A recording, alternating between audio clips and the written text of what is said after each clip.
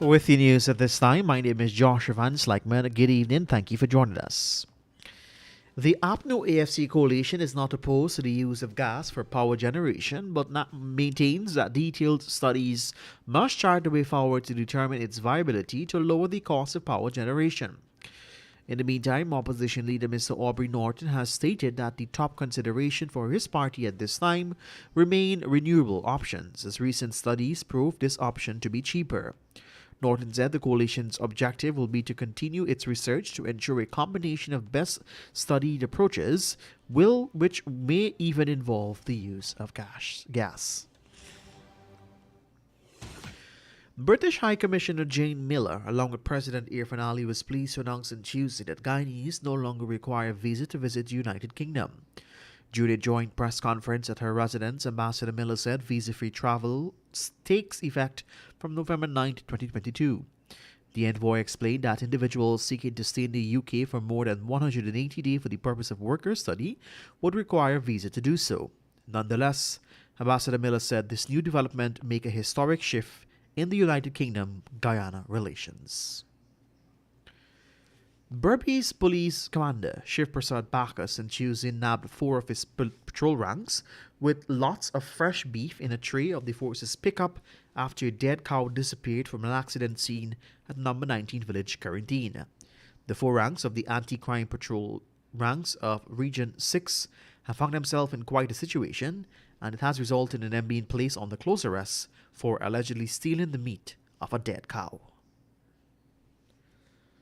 Rams Logistics Guyana Incorporated has filed a lawsuit against the government of Guyana over its refusal to grant the company a certificate of registration under the Local Content Act.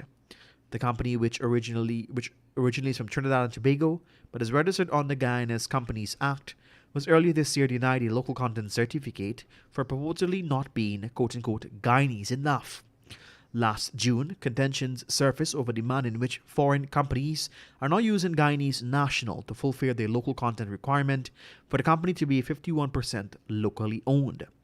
Rams, for instance, provided detailed information regarding Deepak Lal, a Trinidadian born with strong Guyanese roots who purchased 51% of Rams Guyana for $1 million, making it 51% Guyanese owned. The issue, however, is that Lal's father and grandfather are Guyanese, and he, outside of the oil and gas company, had very little to do with the country. And with a sum of $17 billion allocated to strengthen the Guyana Police Force's asset this year, the Ministry of Home Affairs is planning to use part of that sum to facilitate the construction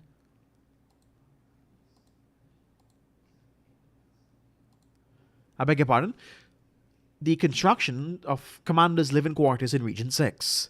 During the latest opening of tenders, it was revealed that 20 contractors are vying for the ministry's project, which is estimated to cost $32.2 million.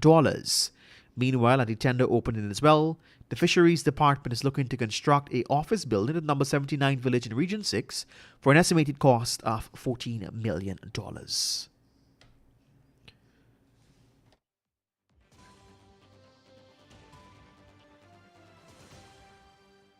And finally, at this time, the government of Guyana is inviting bids for the reconstruction of 13 hinterland bridges from Mabura to Kupukupari at the estimated cost of $1.7 billion.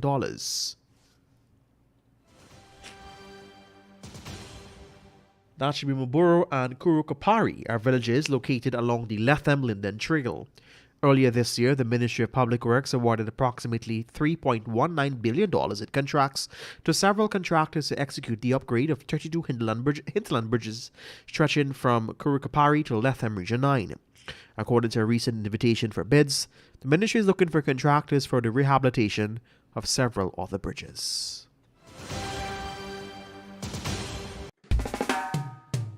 And that's the news of the moment. Remember to get the full details of these stories, pick up a copy of the Kaieteur News.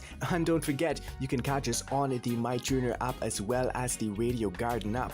You can also keep up to date by liking our Facebook page at Kaieteur Radio and subscribing to our YouTube channel, Kaieteur Radio Livestream. Oh, also catch our stream at www.kaieteurnewsonline.com/radio.